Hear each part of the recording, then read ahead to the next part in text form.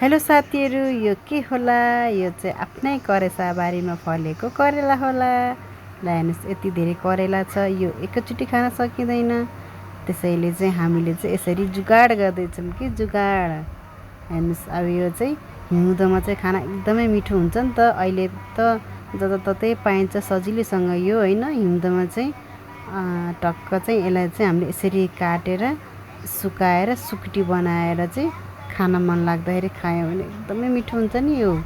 हेर्नुहोस्, मेरो बुढाले बनाउँदै हुनुहुन्छ, हेर्नु न त्यहाँ मक्काउँदै उहाँले यसरी बनाउँदै हुनुहुन्छ। यसलाई चाहिँ काट्ने तरिका चाहिँ देखिहाल्नु भएको छ हजुरहरूले कसरी काट्ने भनेर है।